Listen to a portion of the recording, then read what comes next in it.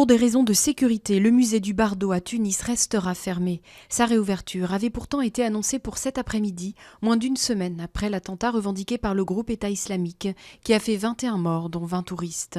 Mais les autorités ont découvert à la dernière minute que l'établissement ne pouvait pas finalement recevoir un grand nombre de visiteurs et décidé de reporter sa réouverture sine die. Une cérémonie officielle destinée aux médias et aux personnalités aura quand même lieu dans la journée.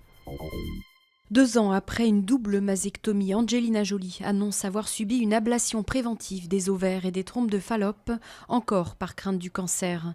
L'actrice américaine est porteuse d'un gène défectueux qui l'expose à un risque de 50% de développer la maladie.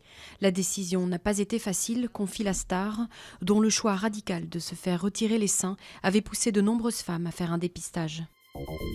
5 policiers d'une brigade anticriminalité de Seine-Saint-Denis soupçonnés d'avoir participé à un trafic de drogue et volé des dealers ont été placés en garde à vue. Certains ont été interpellés sur leur lieu de travail par l'IGPN, la police des polices. Les faits dont ils sont suspectés sont extrêmement graves, a réagi le ministre de l'Intérieur Bernard Cazeneuve.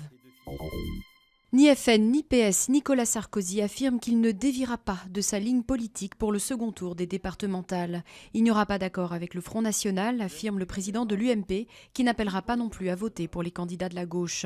Selon un sondage paru ce matin, une majorité des électeurs de l'UMP n'ont cependant pas l'intention de suivre cette consigne du Nini en cas de duel PS-FN dimanche prochain.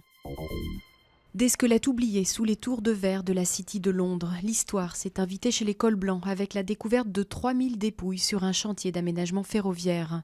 Les fouilles ont permis d'exhumer le premier cimetière municipal de la ville où étaient enterrés les défunts du XVIe au XVIIIe siècle.